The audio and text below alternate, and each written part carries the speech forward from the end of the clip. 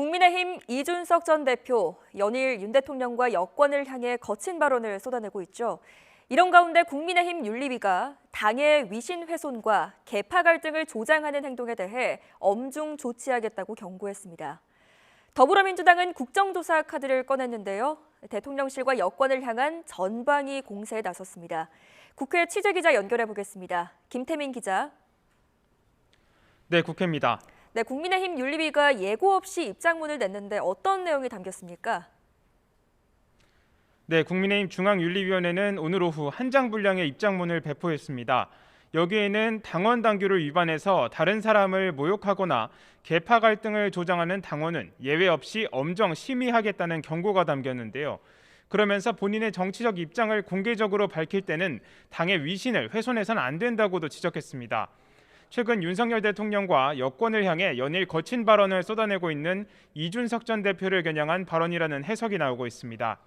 일단 윤리위 관계자는 특정인을 염두에 둔 입장은 아니라고 선을 그었지만 오는 22일 열리는 윤리위 전체 회의에서 이 전 대표에 대한 추가 징계가 논의될 가능성이 주목됩니다. 이와 함께 최근 제기된 혁신위 무용론을 둘러싼 논란이 커지자 주호영 비대위원장은 오늘 최재형 혁신위원장을 직접 만나서 대화를 나누며 중재에 나서기도 했습니다. 들어보겠습니다.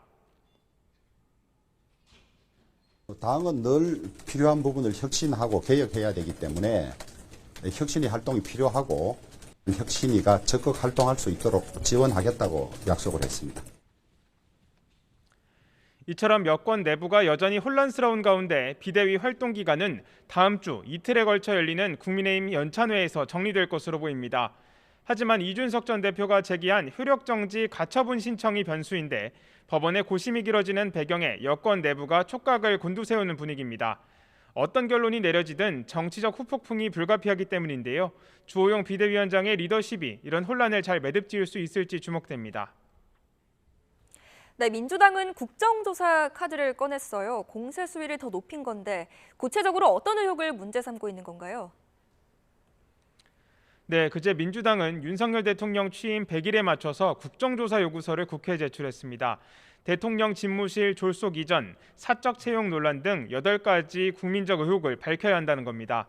특히 대통령 취임식에 관저 리모델링 수의계약 업체 관계자가 초청받았다는 사실이 최근 드러나면서 이것 역시 국정조사로 따져야 한다고 공세 수위를 높였습니다. 들어보겠습니다. 심각하게 보는 것이 관저 리모델링 업체 선정 과정은 지금 대통령실에서 입을 다문다고 해서 해결된 문제가 아니다. 점을 강조하고자 합니다. 저는 이것이 핵심 문제일 수 있다 이렇게 보여집니다. 그러면서 관저 공사를 공고한 지 2시간 반 만에 수의 계약 낙찰까지 이뤄진 건 김건희 여사가 개입해 이권을 준 것으로 볼 수밖에 없다며 전모를 밝혀야 한다고 강조했습니다. 박홍근 원내대표 역시 국민의힘 비대위가 반성과 함께 출범했지만 국정조사는 여전히 반대하고 있다고 비판했습니다. 그러면서 국정조사 거부는 민심에 대한 직무유기라며 대승적 결단을 촉구했습니다. 이에 대해 국민의힘 주호영 비대위원장은 과거 민주당이 문재인 정권 시절 국정조사 요구를 얼마나 받아들였는지 돌아보고 반성부터 하라고 되받아치면서 거부 의사를 거듭 밝혔습니다. 또 국민의힘 안보문란 TF는 오늘 마지막 회의를 열고 서해 공무원 피격 사건, 탈북어민 북송 사건 등에 연루된 지난 정부 인사 10명을 무더기로 검찰에 고발하며 맞불을 놨습니다. 네, 이런 공방 속에서도 여야는 정기국회 의사 일정에 대해 합의를 이뤘다고요? 네, 여야는 다음 달 1일부터 오는 12월 9일까지 100일 동안 열리는 정기국회 의사 일정을 확정했습니다.